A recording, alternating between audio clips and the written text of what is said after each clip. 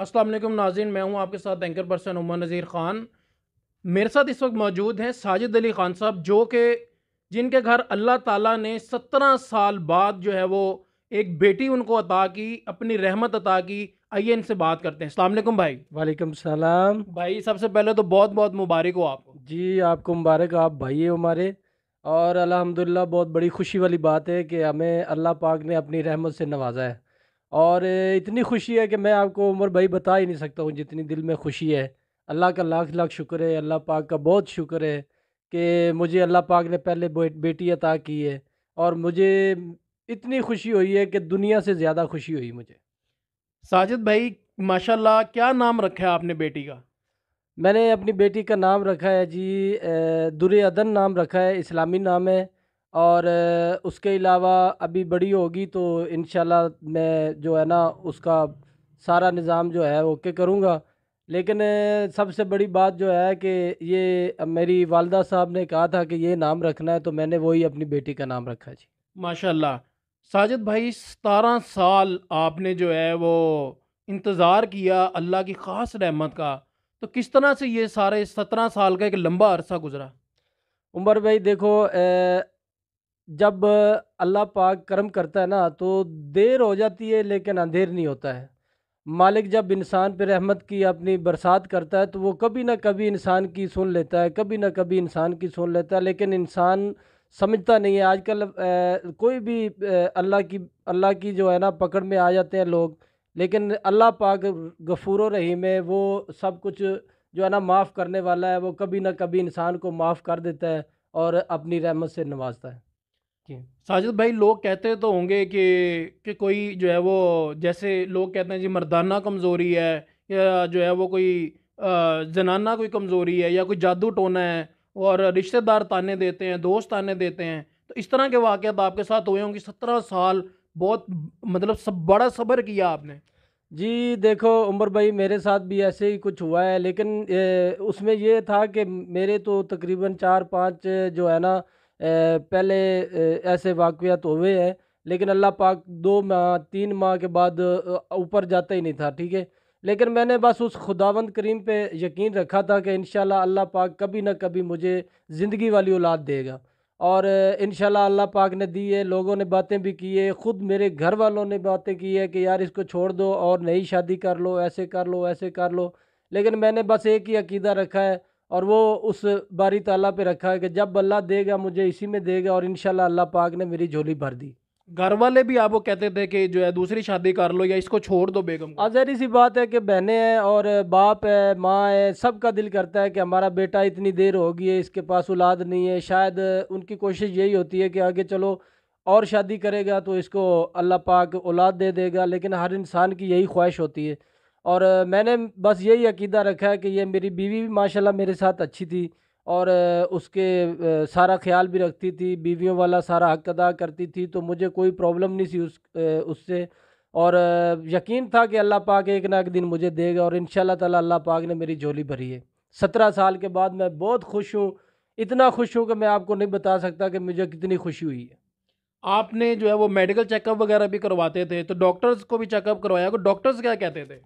Doctors भी यही कहते थे कि आपको कोई मसला नहीं है। मैंने अपनी रिपोर्टें करवाई थी और वाइफ का भी चेकअप करवाया था, इस्लामाबाद से करवाया और लाहौर से भी करवाया, उकाड़ा से करवाया। लेकिन कोई ऐसी प्रॉब्लम नहीं आई थी। वो भी यही कहते थे कि अल्लाह अल्लाह करवाएं, आपको कोई डॉक्टरी कोई मसला नहीं है।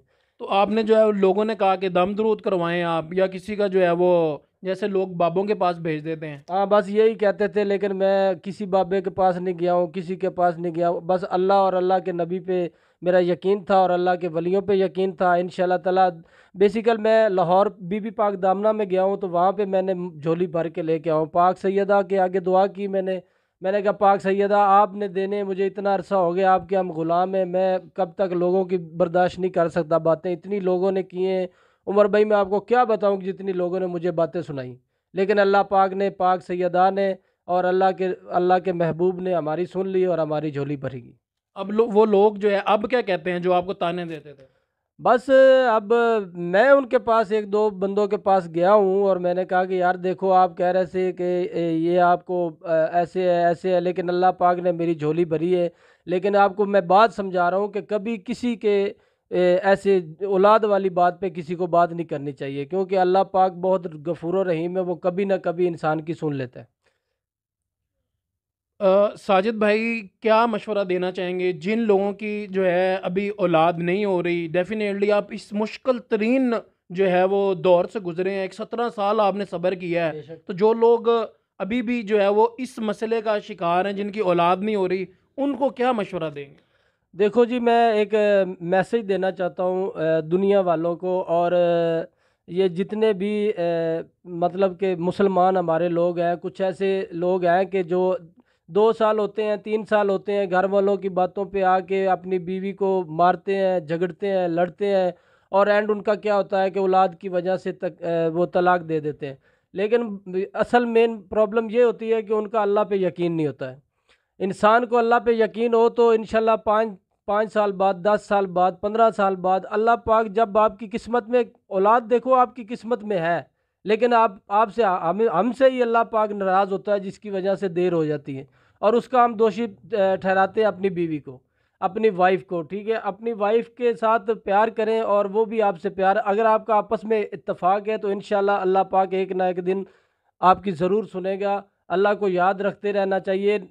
हालांकि अल्लाह अल्लाह से मुख नहीं मोड़ना चाहिए। नमाज पढ़ें, अल्लाह को याद करें, अपनी बीवी से प्यार करें, अपने माँ बाप से प्यार करें, और इंशाल्लाह एक ना एक दिन आपको ज़रूर अल्लाह पाक अपनी औलाद से नवाजेगा। और कभी भी इस चीज़ के बारे अपनी बीवी को दोषी नहीं ठहराना। ये हमारा मैसेज है, और इंशाल्लाह ताला अल्लाह पाक आपको बिल्कुल आसानियाँ पैदा करेगा आगे। साजिद भाई, ये औलाद ना होने की वजह से जो है वो तलाक की हो जाती है और मसाइल खड़े हो जाते हैं, तो आपको भी किसी ने मशवरा दिया कि तलाक दे दें भाभी को? मैं यही बात उमर भाई आपको बता रहा हूँ कि मेरे जो फैमिली जो सिस्टम है, मेरे वालदा, मेरे वालद, मेरी बहनें भाई, और मेरे ससुराल में भी लोग ऐसे हैं जो उनके बहुत ही अजीज़ हैं, मेरी वाइफ के अजीज़ हैं, उन्होंने भी यही मशवरा दिया था।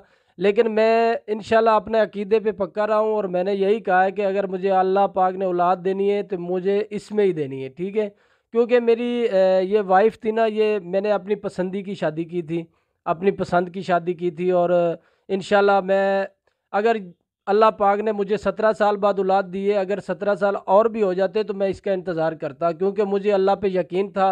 और अल्लाह पाक एक ना एक दिन इंसान की ज़रूर सुनता है। लोग तो फिर बातें करते रहते हैं उमर भाई, 1-2 साल, ये 17 साल हो गए ना, 2 साल के बाद लोग बातें करना शुरू कर देते हैं कि यार आपको औलाद नहीं हुई है। 2 साल के बाद लोग बातें नहीं करते, सिर्फ जाहिल लोग बातें जाहिल करना शुरू लोग, करते हैं। ये बात है, जाहिल लोग बातें करते हैं कि यार आपकी औलाद कोई और शादी करके देख लो, शायद आपके पास इतना रिज़्क है, इतना आपके पास ये कुछ है ये। लेकिन नहीं, वो सब कुछ अल्लाह का है। अगर ये आपको इस बीवी को छोड़ दे, हो सकता है अगली बीवी से शादी करें, शायद उसमें ही ना हो।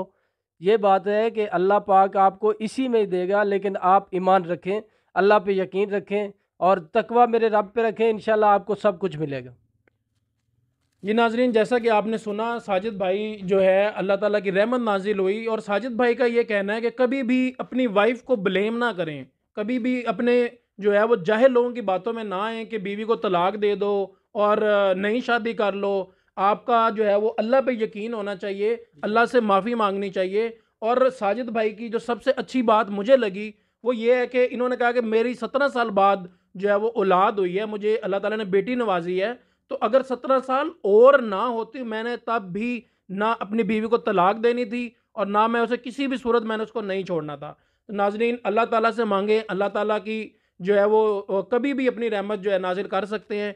इंशाल्लाह नेक्स्ट प्रोग्राम में जल्द मुलाकात होगी। अल्लाह हाफिज़।